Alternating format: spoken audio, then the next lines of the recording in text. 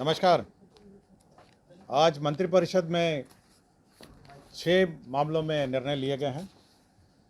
सबसे महत्वपूर्ण निर्णय आज मंत्रिपरिषद में 6 विषयों पर निर्णय लिए गए हैं। सबसे महत्वपूर्ण निर्णय राज्य में शिक्षा बहाली की और नियुक्ति की नियमावली का निर्णय मंत्रिपरिषद ने आज लिया है।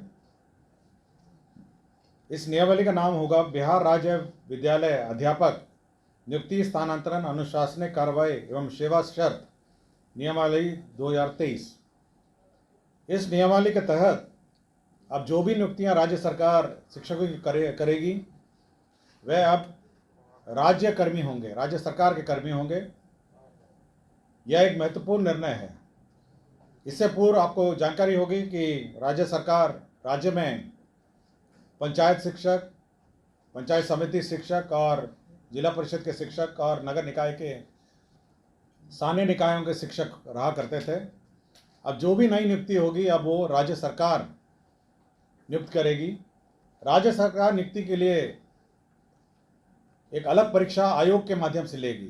तो एक आयोग जो राज्य सरकार निर्धारित करेगी, हो सकता है बीपीएससी, हो सकता है कोई भी आयोग जो है जो निर्धारित करेगी, उसके माध्यम से राज्य सरकार परीक्षा लेगी और परीक्षा के माध्यम से ही अब नियुक्तियां होंगी।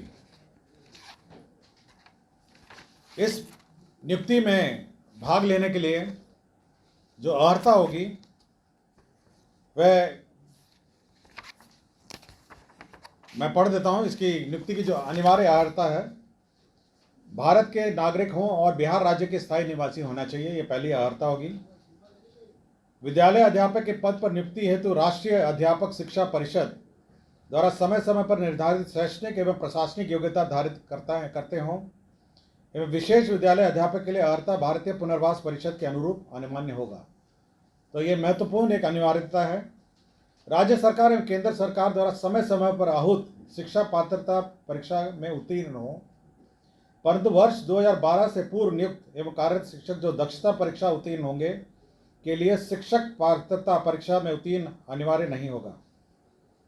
विषय विशेष के लिए अलग से विशेष अर्हता का निर्धारण विभाग द्वारा समय समय पर किया जाएगा। तो ये बिल्कुल स्पष्ट होगा कि पहले तो आपकी जो परीक्षा होगी, जो क्वालिफाइंग एग्ज़ाम है, जो राज्य सरकार और केंद्र सरकार के लिए पहले ली जाती थी, उसके क्वालिफाई करने के बाद ही आप सरकार द्वारा जो कमीशन के माध्यम से परीक्षा होगी उसमें आप बैठ पाएंगे। तो पहला एक एग्ज़ाम जो सभी ने लिखा है, चाहे वो टीईटी हो और अन्य जो शिक्षा परीक्षाएं हैं, उसको क्वालिफाई करने के बाद आप राज्य सरकार के कमीशन द्वारा जो सरकार जो कमीशन निर्धारित करेगी उसके माध्यम से जो परीक्षा ली जाएगी तो बहाली उसके माध्यम से होगी। इसमें न्यूनतम आयु निर्धारित है 21 साल और अधिकतम आयु सरकार द्वारा निर्धारित की जाएगी। जो सरकारी नौकरी में अधिकतम आयु है वह होगी, लेकिन जो 10 साल की नियुक्ति वर्ष का जो छूट होगा, इस नियमावली के प्रवृत्त होने के पश्चात नियुक्ति के प्रथम संव्यवहार में अधिकतम आयु सीमा में 10 वर्ष की छूट दे होगी। तो इसमें नियमावली में 10 वर्ष का छूट का भी प्रावधान है जो लोग पूर्व में नियुक्त होंगे। इसमें यह खासियत यह है कि इस परीक्षा में जो अभी वर्तमान में जिसको आप कहते हैं 7वें चरण या अन्य चरण जो हैं, वो लोग भी बैठेंगे, परीक्षा लिखेंगे। और साथ ही साथ जो अभी तक जो शिक्षक नियुक्ति जो गैर सरकारी शिक्षक हैं, जो सरकार के जो नगर निकाय और पंचायत स्तरीय और स्थानीय निकाय के शिक्षक हैं, वह भी इसमें बैठ पाएंगे। तो सभी प्रकार के शिक्षक जो हैं, जो अर्हता रखते हैं, वह बैठ पाएंगे। और इस नियमावली के माध्यम से अगर अर्हता रखते होंगे तो कमीशन द्वारा जो परीक्षा ली जाएगी उसमें बैठेंगे। सभी जो कैंडिडेट्स हैं जो इस परीक्षा में लिखेंगे उनको 3 मौका दिया जाएगा। तो 3 बार लिख सकेंगे।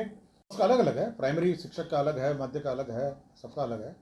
उसका अलग अलग जो भारत सरकार द्वारा भी और बिहार सरकार द्वारा भी अलग से निर्धारित रहता है। तो परीक्षा का तो बीपीएससी शिक्षा विभाग के कंसल्टेशन से जो पैटर्न है वह निर्धारित करिए और परीक्षा लेगी।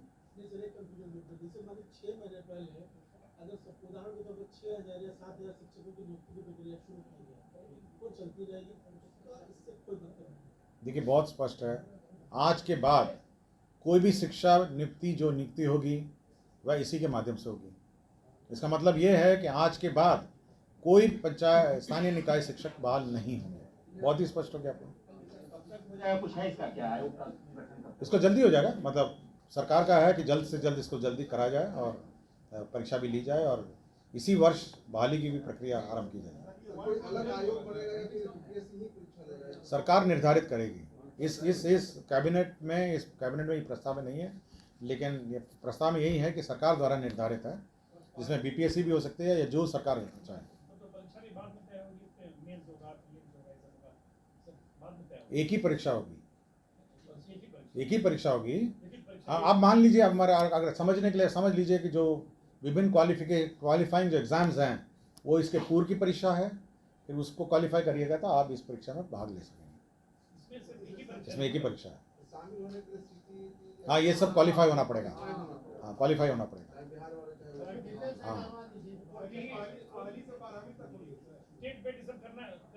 हाँ, बस वही जो क्वालिफाइड होंगे वही होंगे ना। कौन सा? ये सब है, आपको दिखाता ना, पढ़ देता हूँ। है कि प्रभावी प्रबंधन शिक्षा गुणवत्ता की। हाँ, प्रारंभिक और माध्यमिक सीधी नियुक्ति नहीं, सीधी नियुक्ति के अलावा राज्य सरकार के प्राथमिक, माध्यमिक, उच्च माध्यमिक एवं उच्च क्रमिक उच्च माध्यमिक सब है। नहीं, उसमें जो अभी सब में थोड़ा ना है, अभी तो लिमिटेड है ना। अभी तो पहले से 8 की है ना।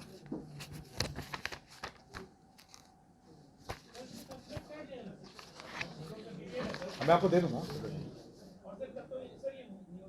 प्राथमिक एवं मध्य विद्यालय के मूल कोटि एवं स्नातक कोटि के विद्यालय अध्यापक के पद पर प्रत्येक वर्ष में न्यूनतम 50% महिला अभ्यर्थी की नियुक्ति होगी। तो प्राथमिक एवं माध्यमिक का जो है उसमें 50%।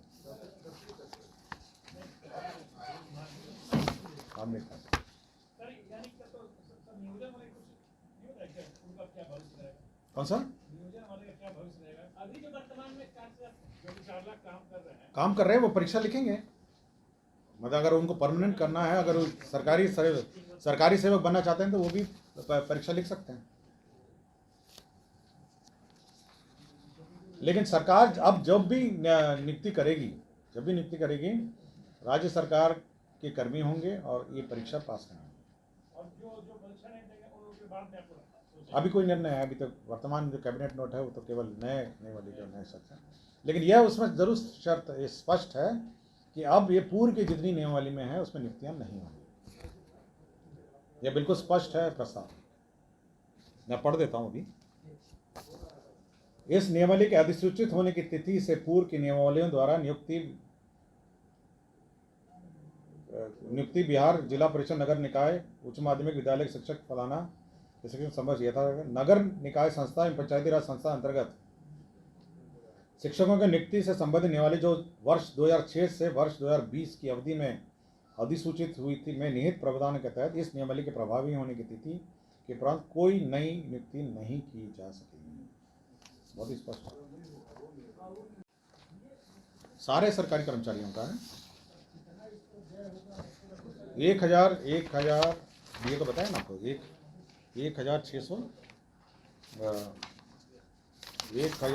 1690 करोड़ व्यय होगा और सभी पेंशनभोगी और सभी सरकारी कर्मचारियों को ये दे होगा। हाँ,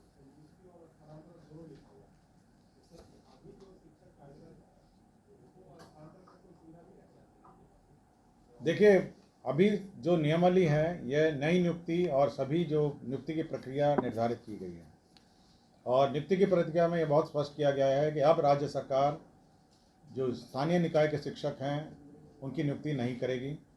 राज्य सरकार जो भी अब शिक्षक की नियुक्ति करेगी वह सरकार द्वारा निर्धारित कमीशन के माध्यम से नियुक्ति होगा। ये बहुत ही स्पष्ट है। अब राज्य सरकार ने ये जो नए शिक्षक का जो प्रावधान है, जो इसकी सेवा शर्तें हैं, स्थानांतरण की प्रक्रिया, सभी प्रक्रिया है, और राज्य सरकार के कर्मी होंगे, ये बहुत स्पष्ट कर दिया गया है। आज के दिन में जो हमारे स्थानीय निकायों में जो शिक्षक कार्यरत हैं, यदि वे अर्हता रखते हैं, वह भी इस परीक्षा में भाग ले सकते हैं और वह भी परमानेंट हो सकते हैं। साथ ही साथ जो नए प्रतीक्षारत, जो अभी नियुक्ति की प्रतीक्षारत विभिन्न परीक्षाओं में पास किए हैं, टीईटी और अन्य जो परीक्षाएं हैं, वह भी अगर इस नियुक्ति प्रक्रिया में भाग लेना होगा तो उनको भी सरकार द्वारा निर्धारित कमीशन का जो परीक्षा है उसमें बैठक लेकर पास करना होगा। वो भी इसमें भाग ले सकते हैं, उनके उम्र की छूट है जैसे जैसे। हाँ, मैंने डिटेल आपको सर्कुलेट कर देंगे। सीधा नहीं करेगा, आप जब भी आप करना आपको परीक्षा लिखना पड़ेगा, परीक्षा में पास हो जाइएगा तो आप इस नियुक्ति नियमावली में आप शिक्षक हो जाएंगे। अभी उस पुरानी नियमावली में हम लोगों ने कोई ओपिनियन नहीं दिया है। अभी जो वर्तमान में जो शिक्षक नियमावली है, शिक्षक नियुक्ति है, उसी के बारे में चर्चा है।